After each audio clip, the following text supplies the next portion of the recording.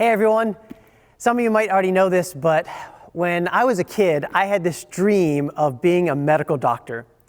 I wanted to do good and help people, and being a doctor just seemed the best way to do that. And I had this dream of it. I could see myself doing it.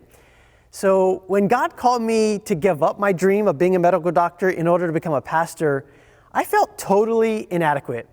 Just the idea of speaking in front of people horrified me.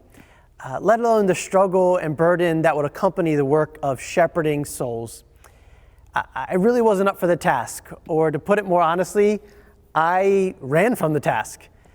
That was until I began to understand the meaning of this verse that I want to share with you. It really became my life verse, and it is 2 Corinthians 12, verse 9, which says this: "My grace is sufficient for you, for my power is made perfect in weakness. Therefore, I will boast all the more gladly of my weaknesses, so that the power of Christ may rest on me." I was taught all my life to do my very best, to work hard, to study, to practice, to get stronger. And those are really important lessons growing up, and it served me well in many ways. But when it came to my relationship with God, I needed a renewing of my mind. God called me into something that I could not do in my own power. It was literally impossible. And that's when I began to understand the power of grace. When God says, "My grace is sufficient for you," He means His rescuing, His sustaining, His sanctifying grace is fully available to us. There's no limit to it. And the beauty of that grace is that it works best in our weakness. Or I should say, it works best when we realize just how weak we really are. It's only when you are humble enough to acknowledge the depth of your weakness that you're ready to receive God's grace. This is the upside down nature of the gospel. We gain by losing, right? We're strong when we're weak.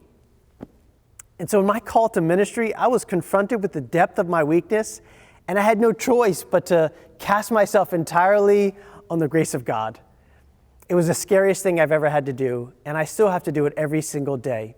But I can say that there is a power that is truly made perfect in weakness. It's a supernatural power, a power I can't explain and I can't rationalize it, but I know it's real. Now, your experience likely has nothing to do with a call to vocational ministry, but as you approach God, are you keenly aware of your weakness and inadequacy? Are there relationships in your life that you want to deepen, but it just feels impossible? Is the calling of being a parent to your children overwhelming? Are the demands and pressures of your job slowly tearing you down or tearing you up? Do you ever wonder why school has to feel so hard? Maybe we all need a mind renewal. Maybe weakness is the way.